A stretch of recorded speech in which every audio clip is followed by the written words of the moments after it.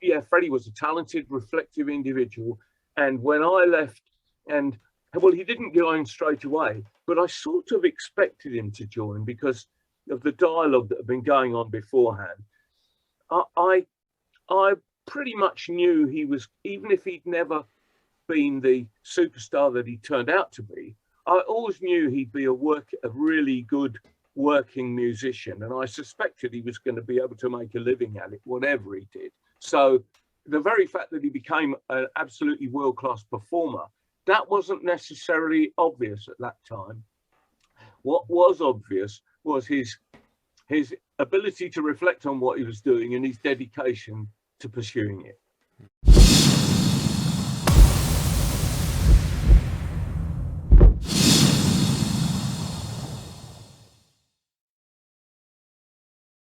Okay, Tim, welcome to the Freedom Pact podcast. It's a pleasure to have you on the show.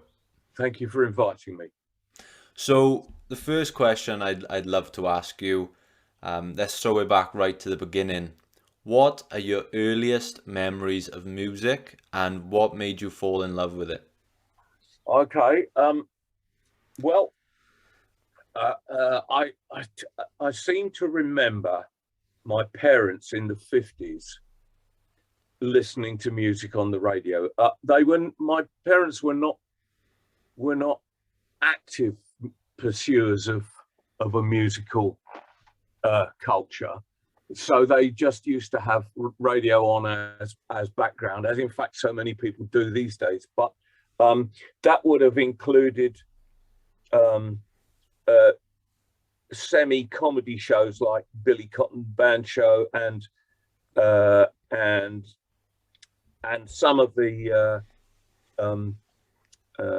shows that would have had incidental music in, like vocal groups appearing, like for instance in Round the Horn or Beyond Our Ken, or some of those early shows. They'd always have a vocal group in the middle, and that was true of the things like the Ted Ray Show, and I actually can't even remember a lot of the names of the shows, but I was exposed to general light entertainment music. And then of course on a Saturday there was, what was his name, Uncle Mac. I think he was a kind of a war veteran who'd turned into a radio broadcaster, and he was one of the earliest DJs, and he used to play songs from the shows, like Rodgers and Hammerstein and Cole Porter and stuff like that. But then later on, I think he kind of adopted pop music, Tommy Steele,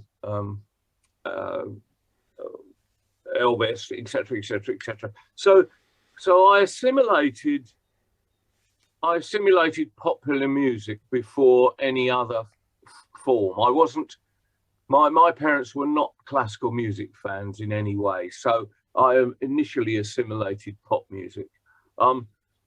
As for what made me fall, I'm not sure that I ever fell in love with it. It's a harsh mistress. I mean, do you know, when I was a kid, I was a potterer. I used to potter about, and I was curious about anything and everything, and I was also curious about music. And if anything caused me to start engaging with the process of producing music, it was the fact that I am inherently curious. And so I might be a bit of a fraud in that respect, because I do regard, and it's certainly up to this day, that there's a certain clinical approach I have to songwriting, which, well, it's not totally cynical, but there are elements of pottering still about the way I write songs, and I think that stems from that early life, you know. It's interesting you mentioned your parents there. I read that your parents, and I think the quote I had from the book I read, didn't approve of this band nonsense. What was the struggle like between wanting to pursue music and dealing with the opinion of your parents? Well, I'd have to split them in two. My My mother was encouraging per se. She would just encourage me. I think she was suspicious of my leanings towards pop music. I did. You got to remember, I think, with parents of that era, is that their parents were Victorians, and so they even themselves had acquired, had inherited a kind of a formal approach to kids and to education that was semi-Victorian in its, and then they went through the war, of course, and they were, after the war, they were struggling between I think the war taught people that they would need to be more liberal because certainly, you know, the war was a if nothing else, it was a war of ideology, and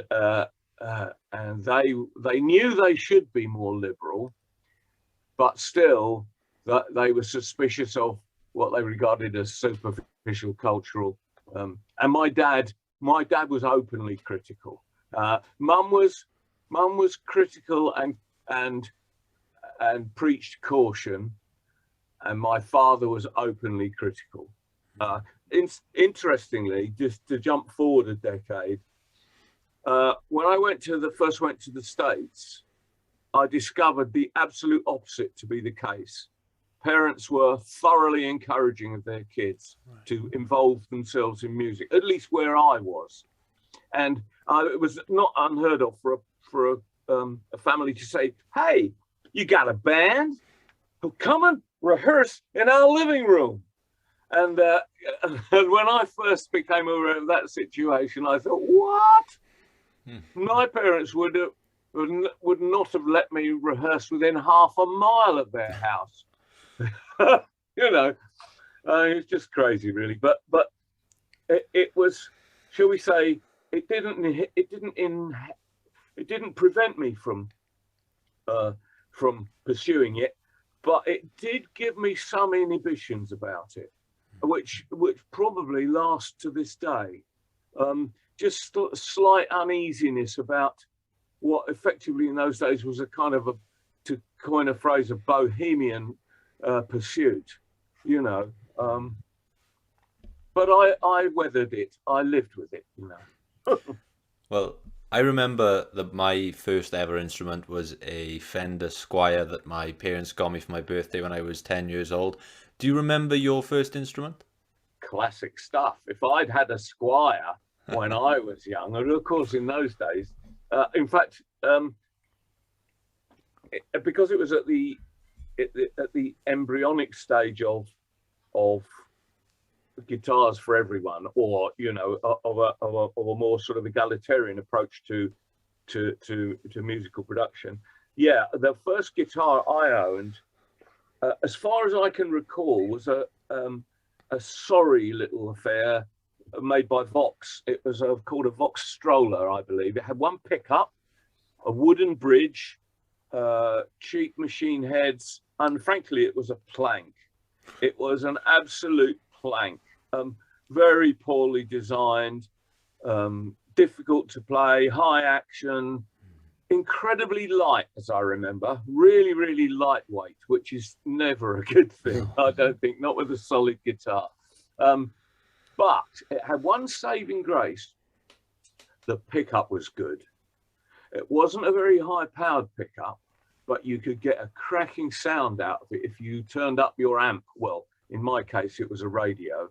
If I turned the radio up loud, it would distort, but in a good way. You know, it was.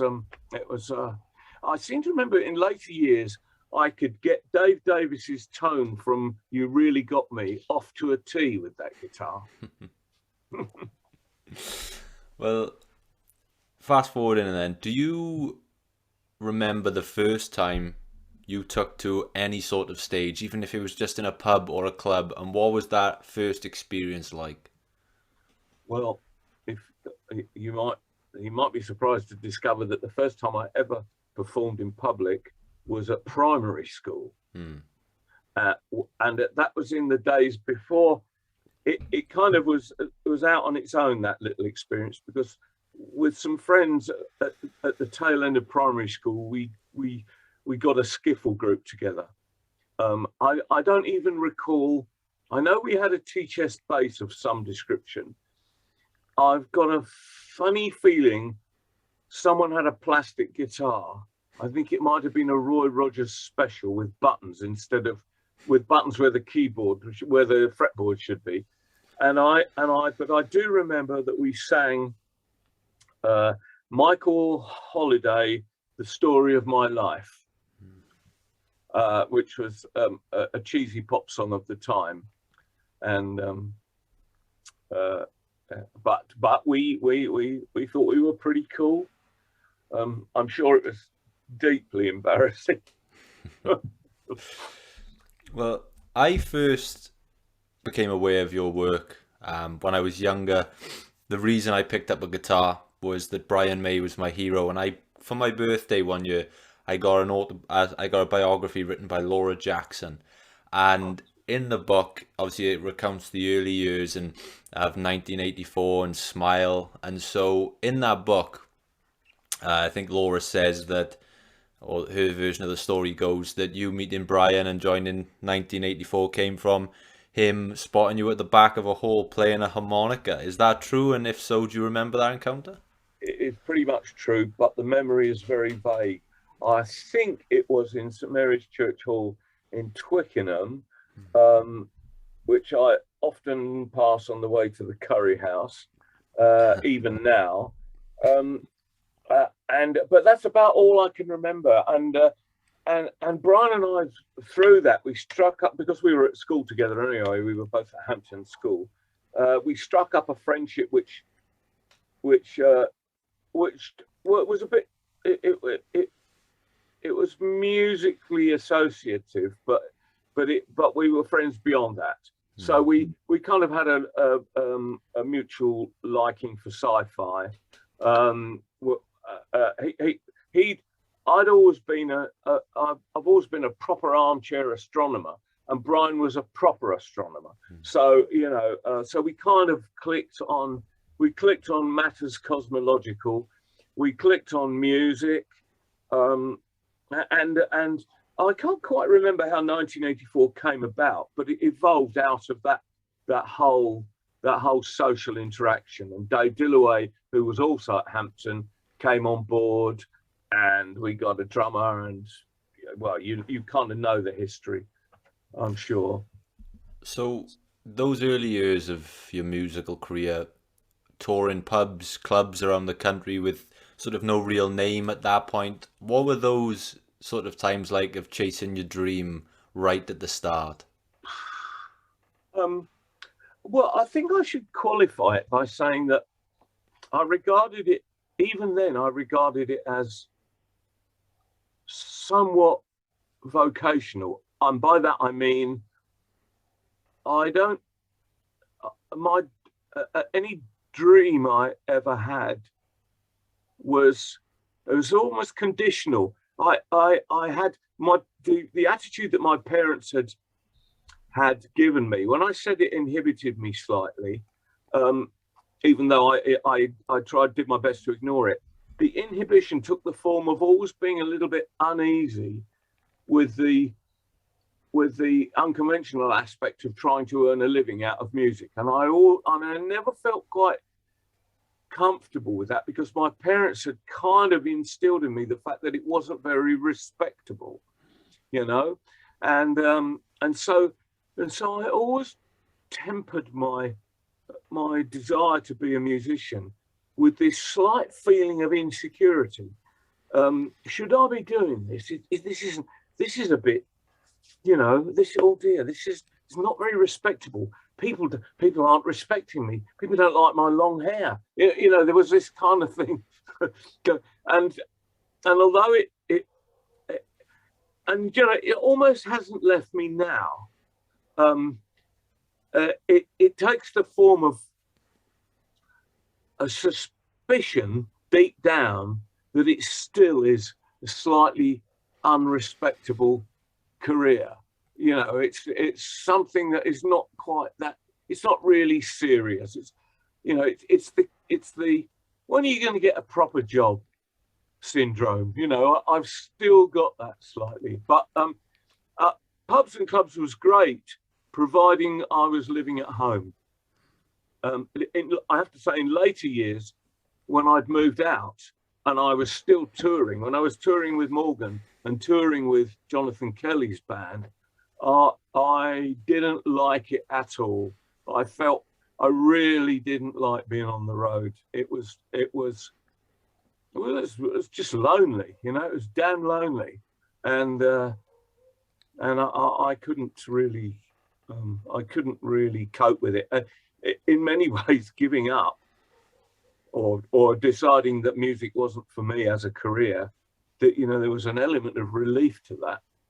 I mean, there was a big element of disappointment, but you know, and a little, and certainly some envy of the boys as they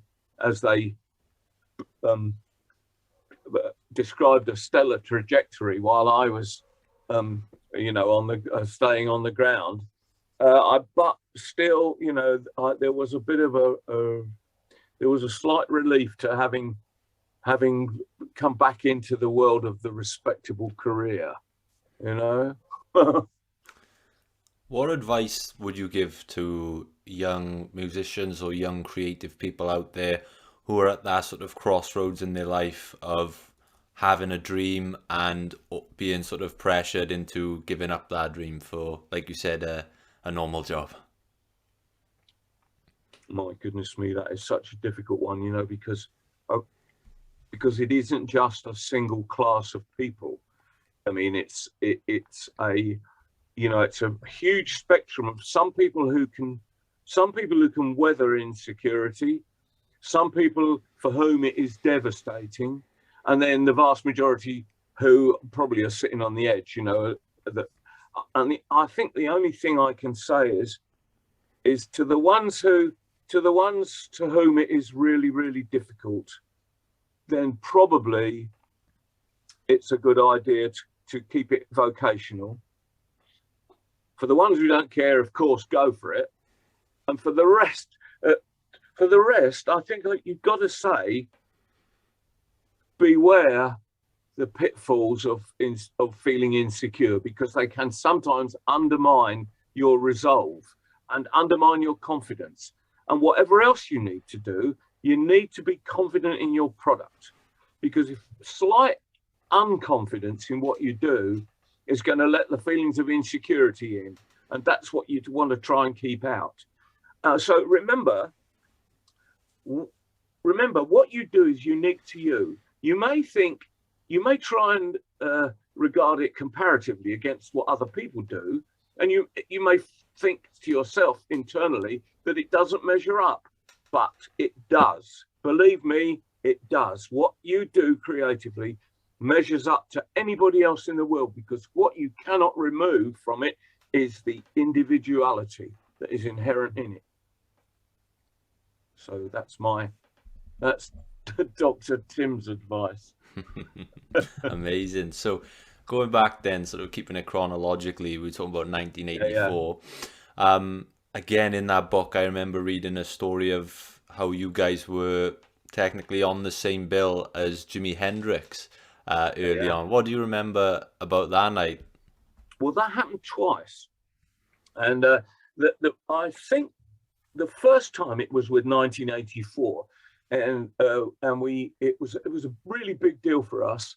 We had a rather odd manager who I believe was I don't know who was our manager. No, I'm getting things mixed up now. I can't remember who our manager was, but he encouraged us to buy crushed velvet trousers and frilly shirts and guardsmen's jackets, so that we were all dressed in this kind of cod uniform that was the kind of the rage at the time. And we were on this big bill called Christmas on Earth Continued at Olympia, the stadium in West London. And there was, Hendrix was the top of the bill, but there were two stages. and the bands would go from one stage to the other. They were at opposite ends of the hall. There was Traffic, there was Pink Floyd, there was, dear me. Well, there was certainly Hendrix. Oh God, who else?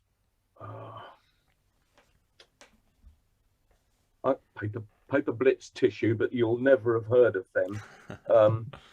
I think The Move might have been on it, but anyway, a vast array of stellar performers. And then right at the end, after Jimi Hendrix, there's 1984, trotting out on stage in their flash shirts and their their red velvet trousers. By that time, everybody had seen Hendrix, and it was about 5 o'clock in the morning, and most of the audience were absolutely ruined. They were tired. There was, in those days, as you can well imagine, there was so much dope going around that most of them were stoned into insensibility.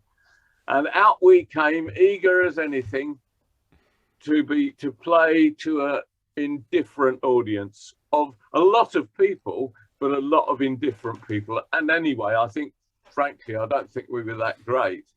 And of course, how do you follow Hendrix?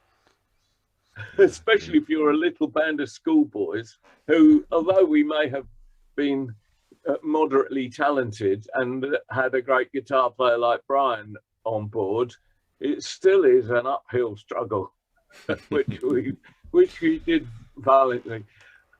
The second time we played with Hendrix was at Imperial College.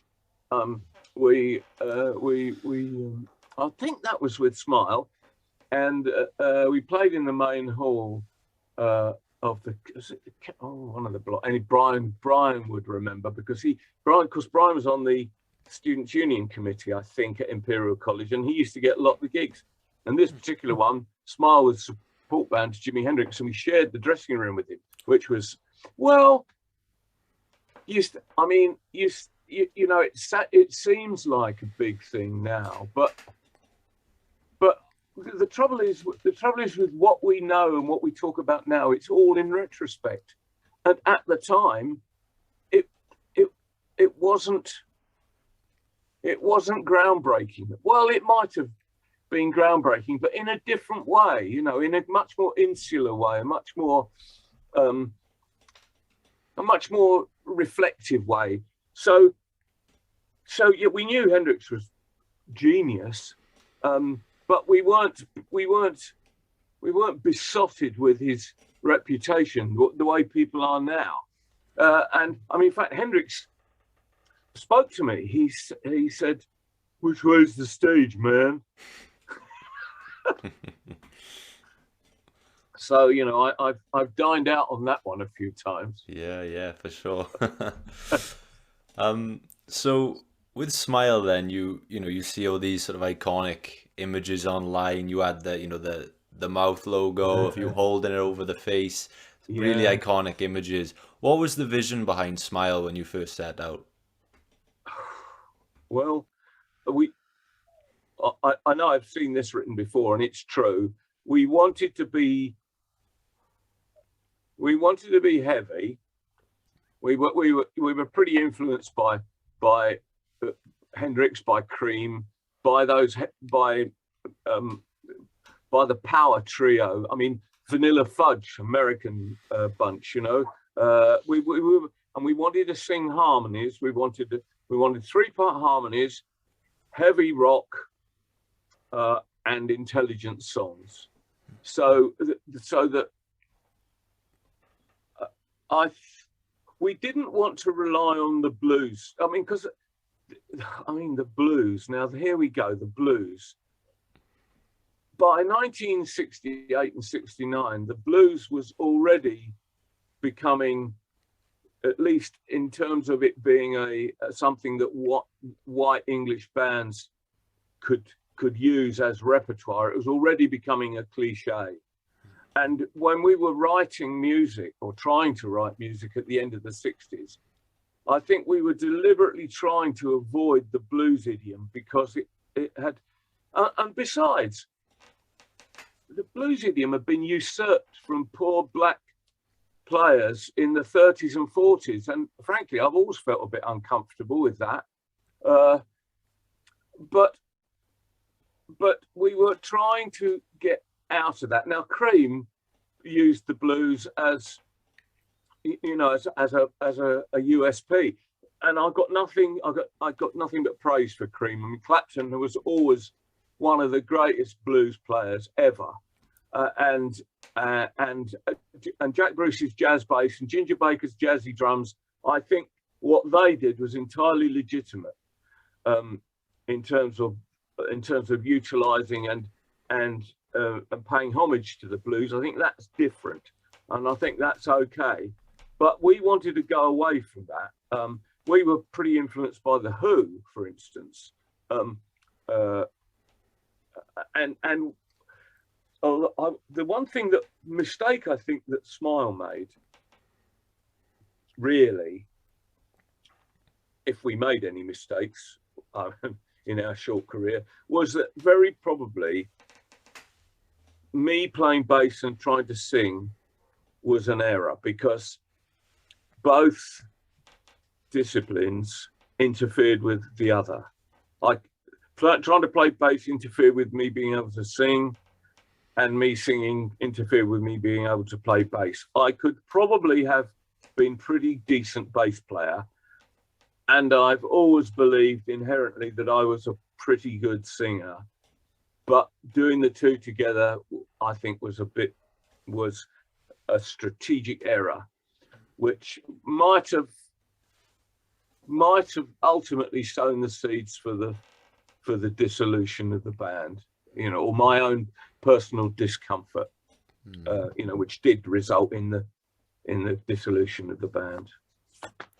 So when we're talking about Doing All Right, there's multiple versions of that song out there now. Yeah. And I was listening this morning to the Smile version and the Queen version and how they differ.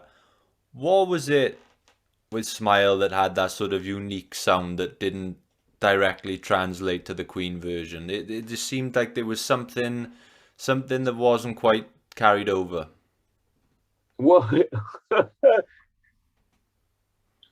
I don't know. Well, then in that case, I don't know that it wasn't my bass playing. I mean, having just said what I said, in a recording studio situation, of course, that interference doesn't matter because you record the two things separately. So you know, we didn't do it live. I played the bass part first, and then I did the vocals afterwards, and so I was able to concentrate on both. And in many ways, when I re-recorded Doing All Right for the movie, Ryan asked me if I would play bass on it as well. Now that took me slightly by surprise, but bearing in mind what you just said, and thinking about what I thought about the film version, which was that before they came to me, they were trying to synthesize it out of different elements. So some of the Smile elements, some of the Queen elements. They were trying to get Jack Roth to sing it. They were programming some extra drums, etc., etc., etc. And I think the problem they were having is what they were coming up with was too sanitized to be to exist as an example of 1970s music or late 60s music. They were trying to get that late 60s vibe to the film version, and they were not achieving it because they were doing it with 2020 technology. But when I came in and played my rough old bass guitar, and sung my rough old version of it, that kind of made it more visceral. And I think that's what got the film version legitimized, you know. And maybe that's it. Maybe, you know, maybe the Smile version in the early days is just simply more visceral. It's cruder, sure. Freddie sings it much more sweetly than I ever did, and it kind of makes it a different song with the way Queen do it. But you know, but the Smile version's good. The Smile version is good. Well, personally, I've always, and I'm not just saying this, I've always preferred the Smile version. And like you said, they're kind of like two complete different songs. And then Yeah. you, of course, uh, much later on went on to record another version, which is almost like kind of like a country version. I know, I know, What was the I sort of know. thought behind that? Um, you know, it's always been doing all right is a difficult song to sing. Well, no, actually, it's not a difficult song to sing, but it's a difficult song to perform live. And the reason for that is the two sections of it. The sort of slow verse with the repeating figure is the one thing, but then the strange chorus with the descending bass line is another thing. And actually, the two don't sit that easily together. I've since played it live in a lot of different situations, and I've never played the one I recorded on the Amigo album. I've always done it in deference to the original version, because most of the places I've played it live, it's been requested by audiences who know it as a Smile song or as a Queen song. So I've been honor bound to do it in the traditional, the original way. But when I came to do Amigo, I wanted to get rid of the distinction between the two sections of it. I wanted the song to just have to be coherent from beginning to end, without a disjoint, without that kind of rhythmic disjoint there. And so I turned it into a kind of a country song. And I think it works, you know. I don't think I'll ever revisit it again in that format. But when I listen to the Amigo album, I do enjoy it. And I've also enjoyed, do you know, one thing I did enjoy about the Amigo album was Brian's singing. I'm not sure whether people. Well, Brian was in the shadow of Freddie for obvious reasons in terms of the vocals, but Brian is one hell of a singer. He is a great singer, and when he came to do the Amigo album, that's what one of the things that I went thinking, God, blimey, he's a bit good, isn't he? You know, because I hadn't seen him for years, obviously, or played with him since the '60s. But no, he's a great singer, is Brian. Yeah, As well as being a fairly decent guitar player. yeah, there's that as well. Yeah, no, he's a brilliant singer. I mean, some of my favorite, Queen songs, 39. Brian's vocals, I think, have always been a little bit underrated, just in comparison. Yeah. Oh, absolutely. Yeah, indeed. But let's not forget, Roger's a damn good singer as well. Yeah, I saw Roger a couple of months ago live in Cardiff, and wow, what a performer. Yeah, I went to see him at Shepherd's Bush Empire. Yeah? O2 Shepherd's Bush. Yeah. Amazing. Yes, indeed. Yeah. You mentioned, just going back there, you mentioned the film, obviously. For anyone who's not aware what we're talking about the Bohemian Rhapsody film. Now, when that film came out, they were diehard Queen fans who loved it. They were diehard Queen fans who weren't. So, they were a little bit picky with the timeline and how things had to be adapted to screen. Obviously, that's going to happen. How satisfied were you with your character's portrayal in the film? Well, I wasn't dissatisfied in any way. I mean, the thing is that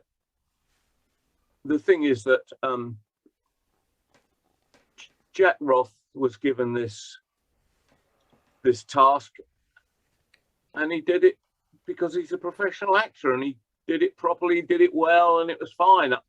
The thing is, it wasn't involved enough for me to even think about any criticism. He couldn't have done it any better, but then he didn't really have a great deal to do. But he looked fine. He seemed fine. I don't think I was totally happy with it. You know, I mean, the and as for people who are disgruntled about the timeline and um, taking liberties with the sequences and that.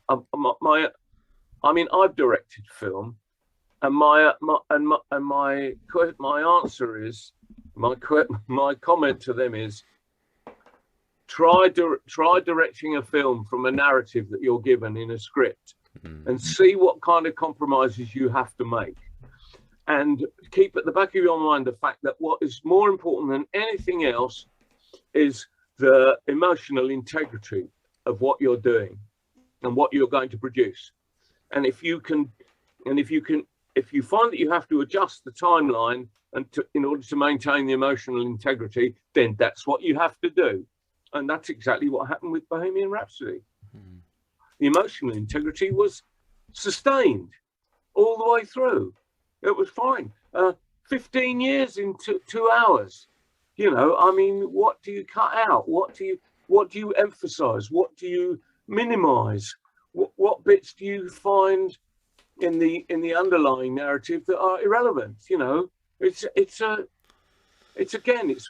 and when I say I've directed film, I know I've only directed commercials, but I approach those in the same way that I approach anything else. You potter, you look at all of the aspects that come together, all the technicality, all the creativity, all the compromises, you know what I mean? And I thought Bohemian Rhapsody was absolutely superb.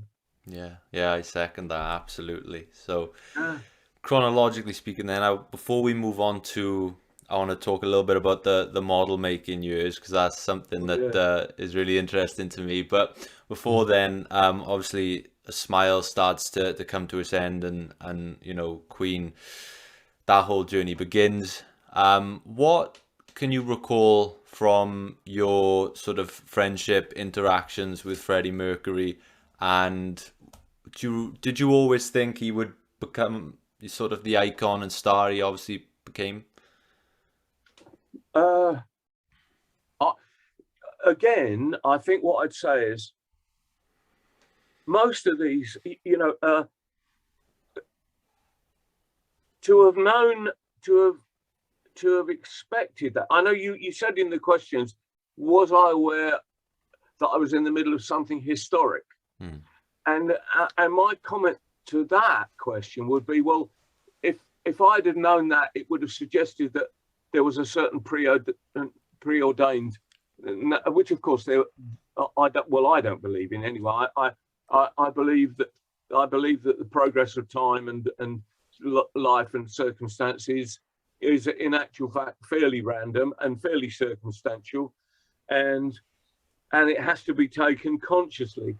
Now, Freddie, the thing about Freddie at college was he was clearly a talented, reflective individual. And you can't say that about everybody that you meet in any peer situation. Just to qualify, in the same year as us at Ealing College, there was a chap, a friend of ours, and another friend in the group called Graham Rose. Now, Graham Rose grew up to be one of the most prominent commercials directors in London. I mean, a real superstar commercials director. But that's not something the public is necessarily aware of, because there's no direct to public outlet like there is with music, except for TV. But when you see great funny TV commercials, you don't think of the director, you just think of the product, you know. But Graham was so what I'm trying to say is that there was Graham on one hand, there was Freddie on the other hand. There were other people who've gone on to prominent roles. There was me whose only reason for becoming even slightly prominent now is because of my association with Queen. If Queen hadn't existed, I wouldn't be visible at all, you know. So it's all circumstantial. But to go back to the original point, yeah, Freddie was a talented, reflective individual. And when I left, and well, he didn't join straight away, but I sort of expected him to join because of the dialogue that had been going on beforehand. I pretty much knew he was, even if he'd never been the superstar that he turned out to be, I always knew he'd be a really good working musician, and I suspected he was going to be able to make a living at it, whatever he did. So the very fact that he became an absolutely world-class performer, that wasn't necessarily obvious at that time. What was obvious was his ability to reflect on what he was doing and his dedication to pursuing it. I mean, God, I wish I was half the performer he was, instead of 1/100th of the performer that he was. Oh, don't do yourself the disservice, sir. Oh no, but I'm not. I'm a realist. I'm a crappy performer. I'm a good songwriter. I'm a fairly good singer, but I'm not much of a performer.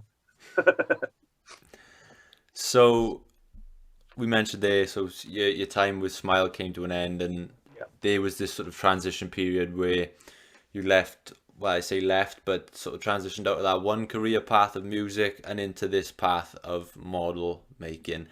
How did that transition come about? How did you get from there to there? Well, you're aware that I did still have a musical career after Smile, with bands like Humpy Bong with Jonathan Kelly and Colin Peterson, then Morgan, who were the remains of the Love Affair, then back to Jonathan Kelly's band, which was in many ways the most significant musical endeavors that certainly that I'd done up until that time. And then finally, and I was living with my wife at that time, and it soon became very apparent that I needed to abandon music as a money-making career. And so the first thing that happened was I went back to because both Freddie and I were trained as graphic designers. I went back to my original career.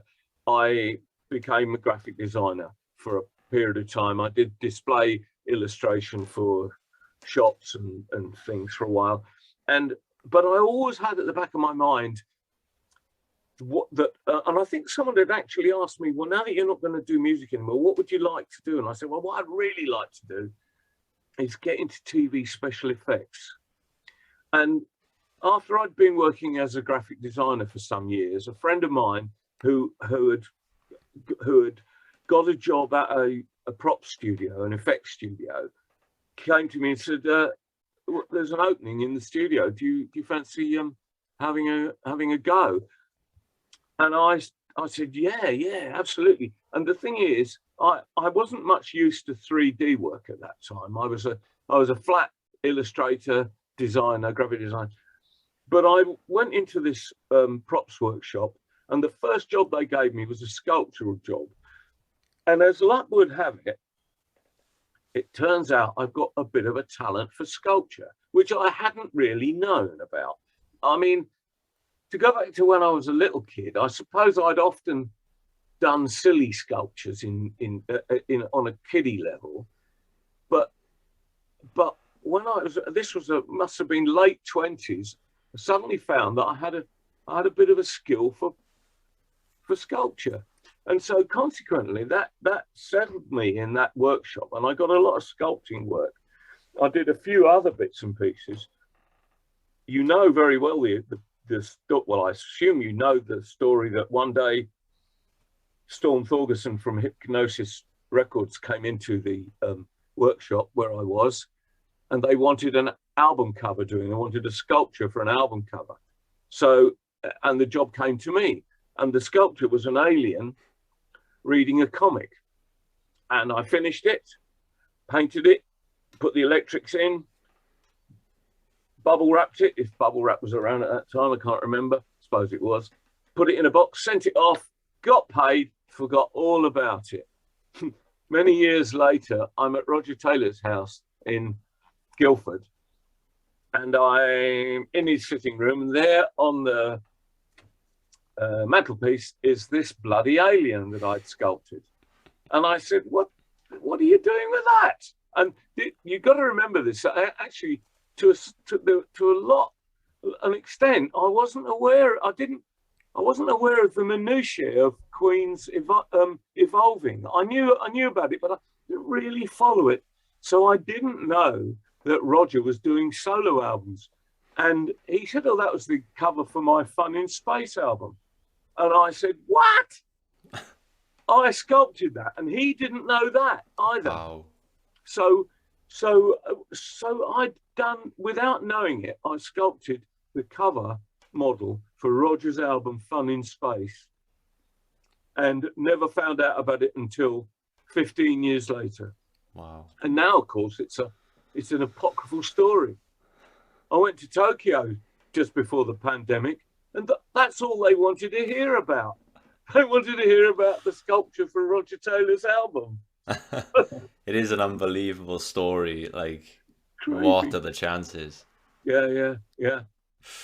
So with the model making, then you went on to work on, you massive projects, Hitchhikers and Thomas the Tank. How did those projects come about? Well, after the Hitchhikers, the work we did on Hitchhiker was less grandiose than it might seem, because the sculpture, the props workshop I was working in Putney, used to, because of its network connections, used to take on overflow work from the BBC, because the BBC had their own props department. And when they originally put on when the BBC originally put on the TV series of Hitchhiker, their props department built all the stuff, but they had overflow work. If they didn't have the capacity, they would put it our way. And the only thing I can actually remember that we worked on was the costume for the Vogon captain on the I think is it the Heart of Gold? No, the Vogon ship that takes Arthur Dent and Ford Prefect off the Earth. The Vogon captain insists on reading awful poetry to everybody, and they hate it. And we did the costume for the Vogon. That's it. After that, I left that particular workshop and went to work for Clearwater Films, which at that time was the prominent stop frame film studio in England. It was before Aardman's. Well, it coexisted with Aardman's, but we got more work than Aardman's at that time. We were the absolute pinnacle. And after they'd been going and in fact, the people that worked at Clearwater, the producers and the directors, were the people that had come from Jerry Anderson at Bray Studios. They'd worked on Thunderbirds. They'd worked on Captain Scarlet. They'd worked on Fireball XL5. All of those original puppet series had been originally created technically by the people at Clearwater Films, who were always, although they were working on stop frame animation, they'd always wanted to get back into series work. And as luck would have it, they did a deal with Britt Allcroft to do the Thomas the Tank Engine series, and it fell to me to head up the team that made the first series. I left after the first series, but what you have to consider is that we created the visual style for that first series. We created the visual style that didn't change. Although new characters were added, everything was settled in that first series. So that was the best job I ever had. It was also the best paid job I've ever had. Yeah. In fact, I don't think to this day I've earned as much as I earned on Tommy the Tank. But it was great fun. I mean, it was the best, you know. I remember thinking at the time, because I was still smarting a bit about not having been able to pursue a career in music.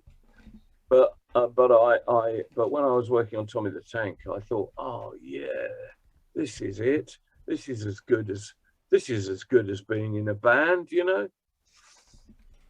I mean, it was, yeah, it was, although it was well paid, it wasn't that well paid. I mean, in terms of royalties and that. And of course, we signed away our rights to the series. We didn't earn any royalties off that, you know. But it was great fun, great fun. Well, I remember when I was a kid, my granddad always used to have these VHSs of the early Thomas the Tank, and he used to play those to me, and that was a big part of my childhood. So that's got to be quite rewarding for you on a personal level to know that you had an impact on, bringing joy to so many kids. Yeah, I guess so. And I think the other significant part about that is that Tommy the Tank Engine was not a new thing for me, because when I was a kid, I had those small books, the tiny little books that the Reverend Audrey had originally published. I had several of those when I was a kid, so I knew it. I was familiar with it. I was familiar with the visual style, and so I like to think I was respectful in my stewardship of the original visuals.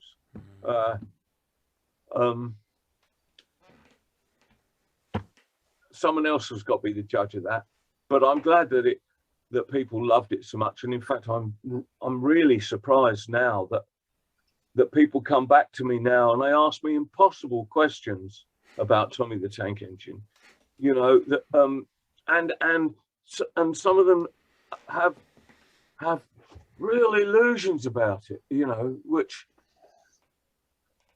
you have to be polite and you have to respond, and you don't want to shatter people's illusions, but sometimes they are a little bit pie in the sky, you know. In fact, my involvement in it, I supervised, I made bits of the engines, I sculpted the faces, I made the small characters, I did some of the painting, I put some of the helped to put some of the landscapes together. Because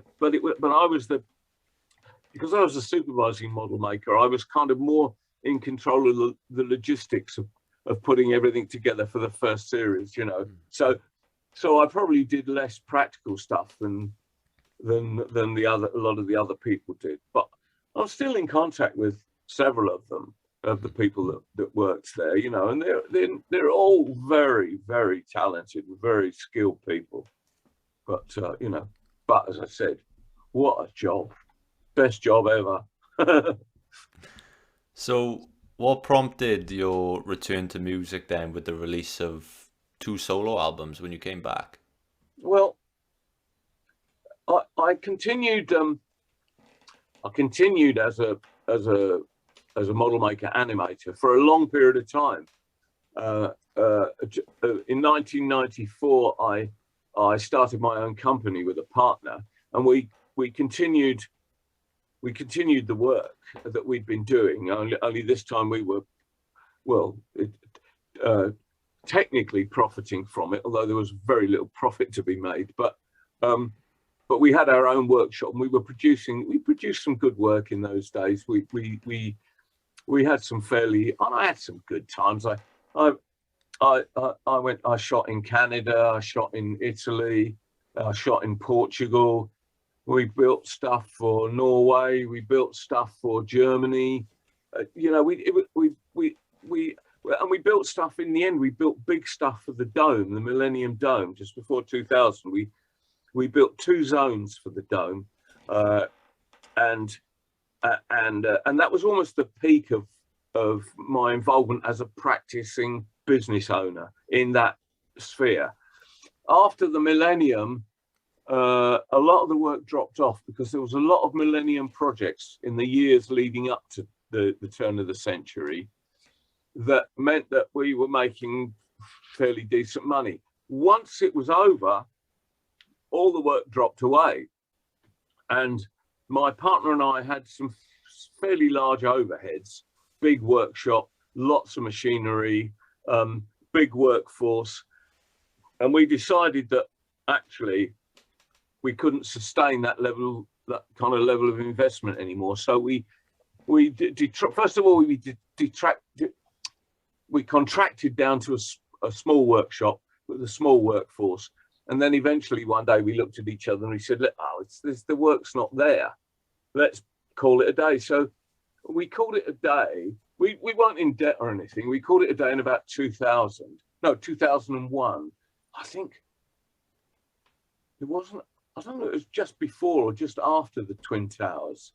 But we pulled the plug on the business, and I went back to being a freelance. I figured I could probably earn a living doing freelance, which proved to be more difficult than you think. I could not get the work again, and there was one good reason for that.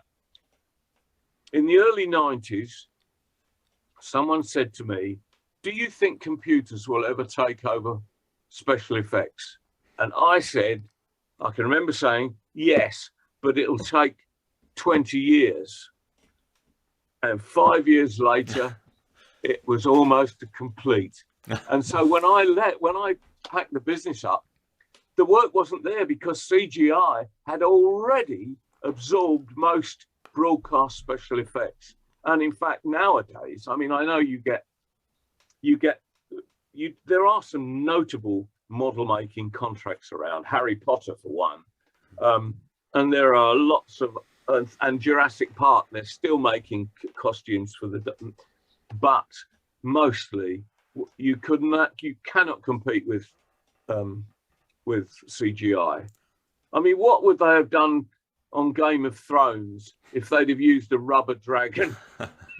Wouldn't have quite the impact. It wouldn't have quite the impact, precisely. So what happened was, in about 2002, I'm not getting much work. I'm not earning a lot particularly. And I thought, well, actually, look, I think what I might try and do is I might try and make an album. I might spend a few bob and make an album and see whether I can't kickstart my musical career. So, and there's been in my musical life from the end of the 60s or the mid 70s until this point in time, which we're talking about is early 2000s, had been such that I'd kept playing. I'd written the odd song.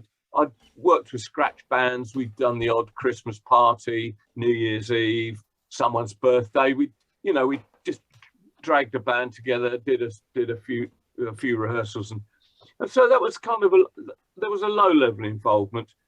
But when I came but all the way through, my eldest son had latched onto my musical tastes, and followed them and agreed with them. And I'd been listening to an awful lot of funky jazz from the late 70s onwards.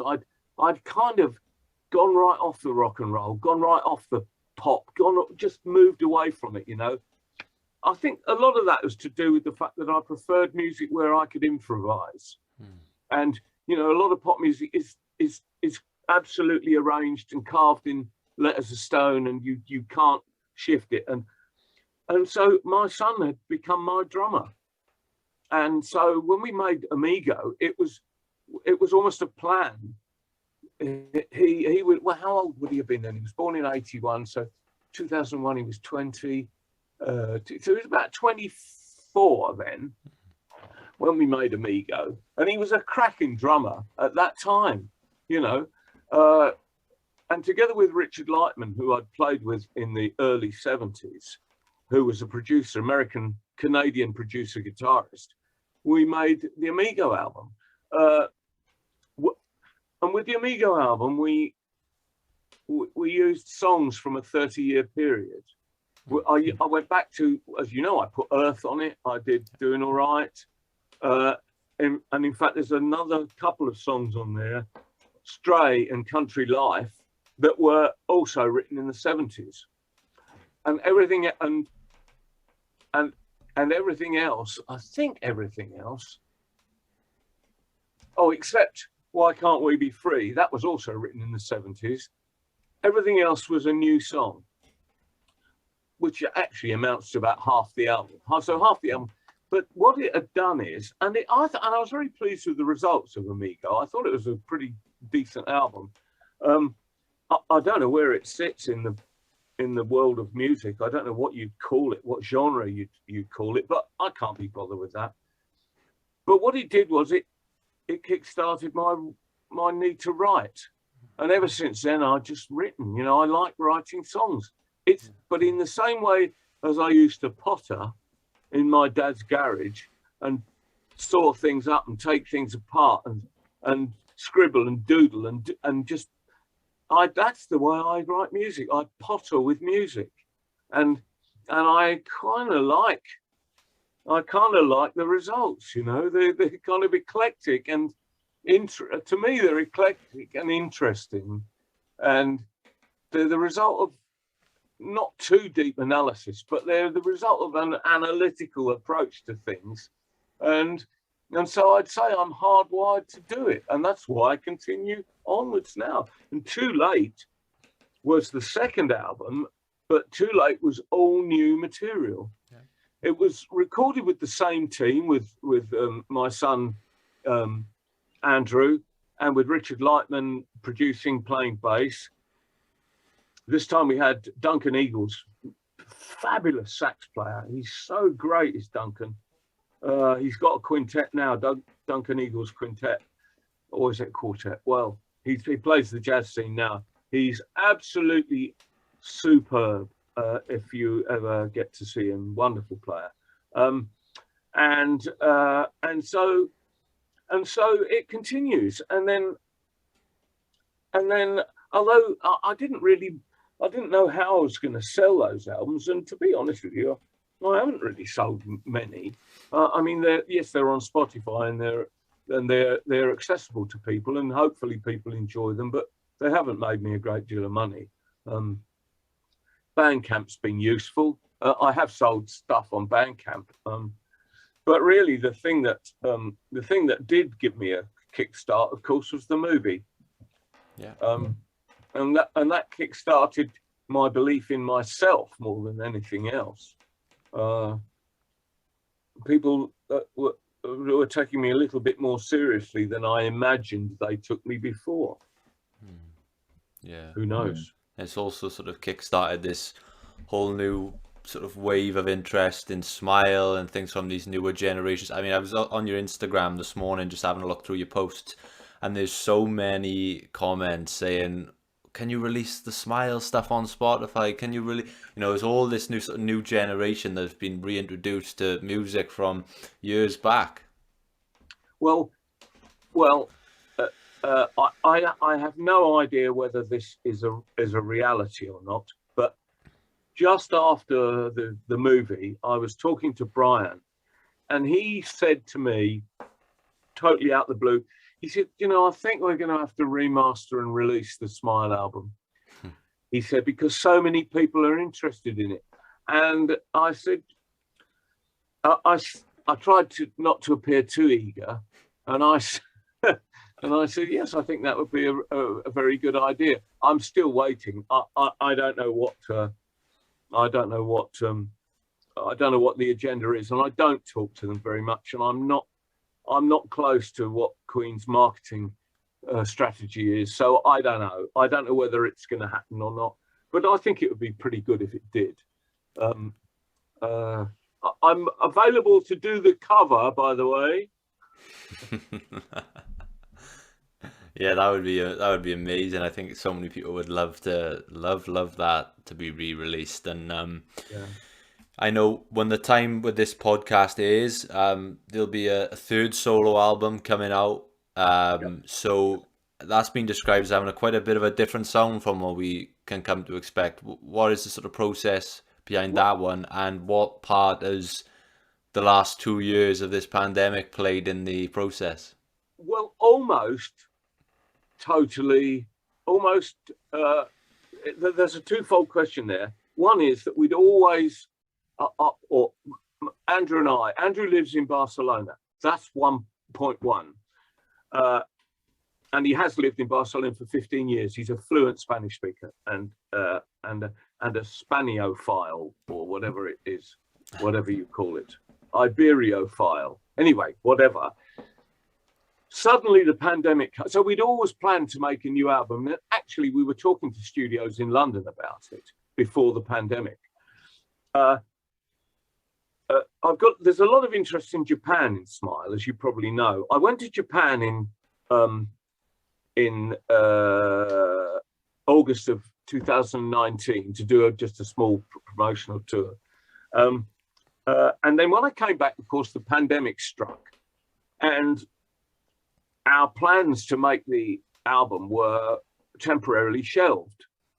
And at this time, I didn't have any songs, or at least I might have had 3 or 4 songs that in the pipeline, some in the pipeline.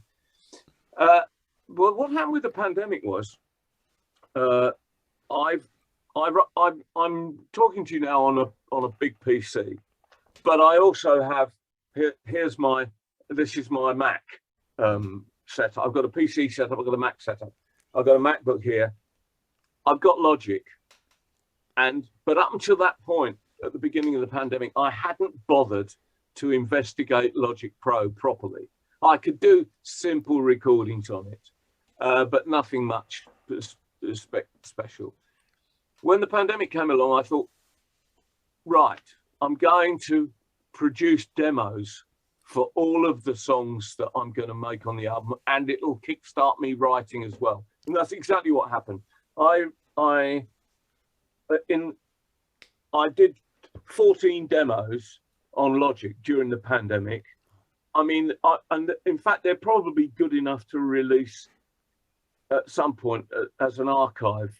But I sent them over to Andrew, and he played them to some friends of his that he'd worked with who have a studio in Barcelona, and the whole process of deciding to go to Barcelona came together for a number of reasons. One was that I thought to myself, well, I've been stuck indoors for 2 years.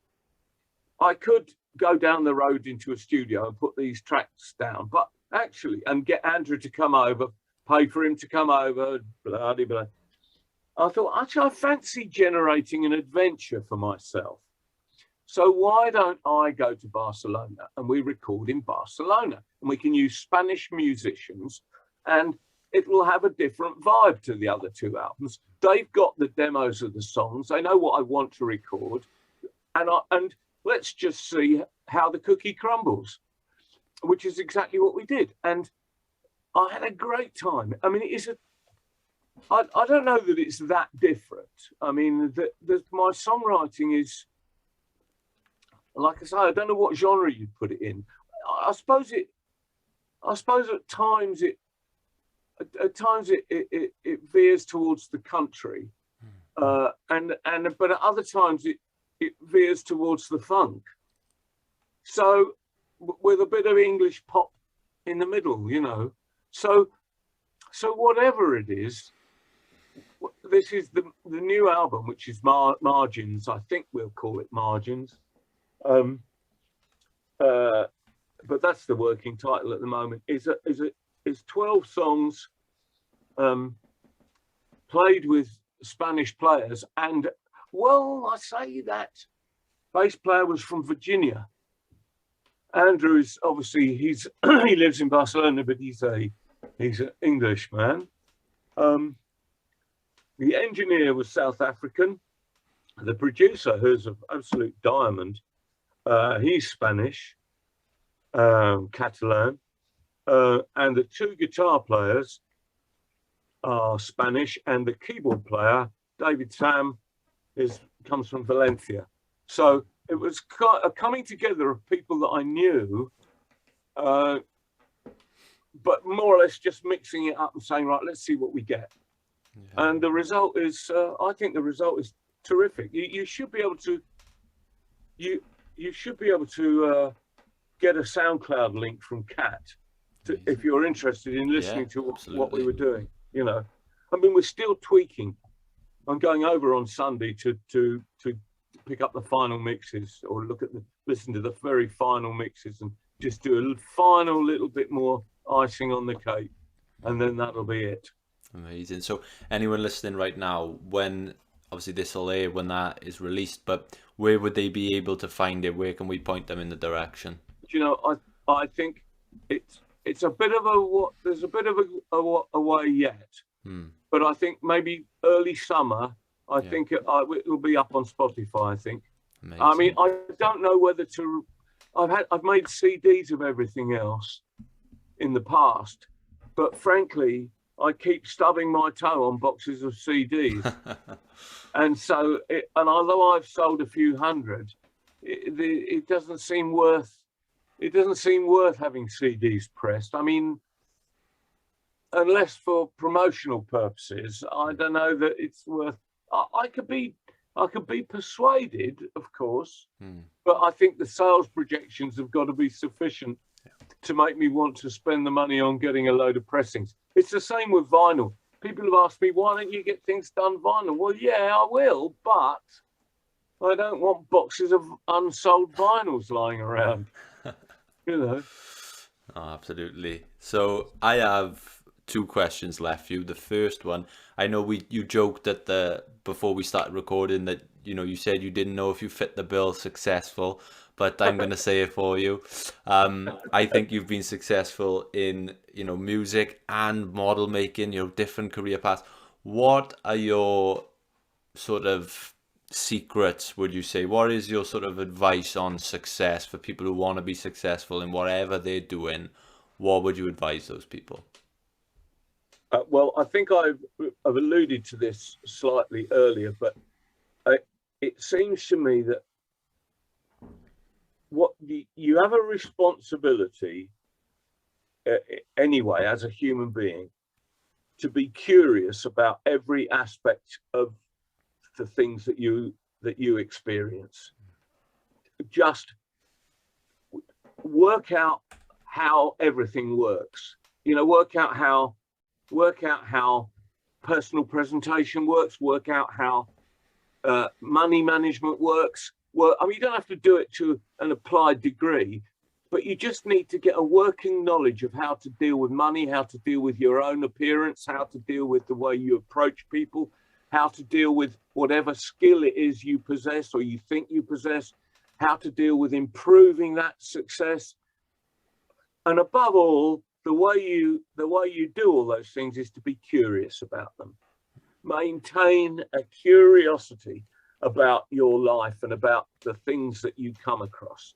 Don't just gloss things over and just shy away from things and let them wash over you. Try and get hold of why things occur and how things occur. Just try and grasp everything and get a simple working knowledge of everything you possibly can. Is that ridiculous? Is that an impossibility? I don't know. I love it. But that's amazing. my advice. Fantastic advice. And the last question I ask every guest, and this can be anything, it could be your music, it could be your family, whatever. Right now, for you, what makes life worth living? Engagement in music. And the reason for that is it's a multidisciplinary thing for me now. It gets me physically moving because I have to go to gigs and I have to learn the guitar. It's good for me mentally because I'm hardwired to write, and so I'm writing music and I'm writing lyrics and I'm thinking about lyrics and I'm engaging with the process.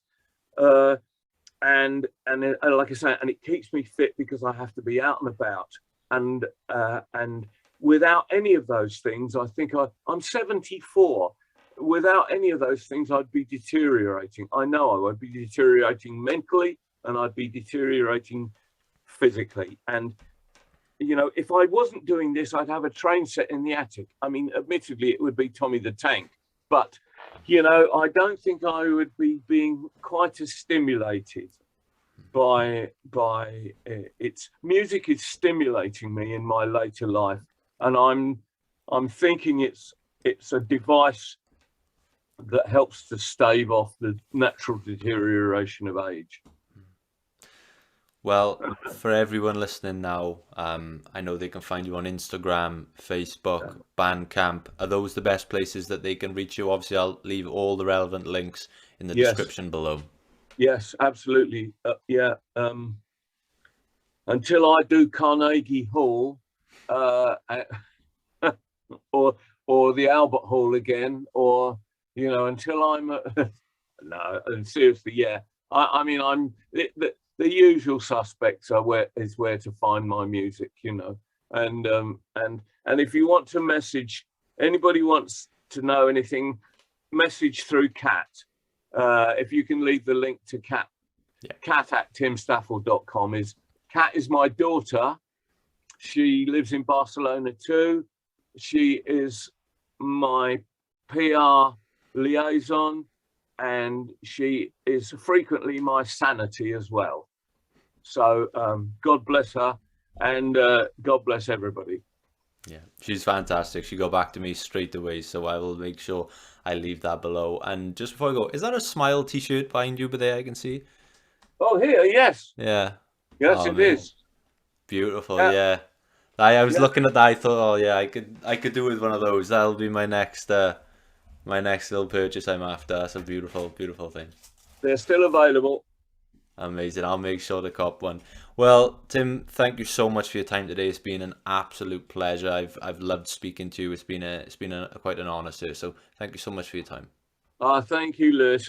I've enjoyed it too. I hope I wasn't too gushing. That can be my problem. No, we love it.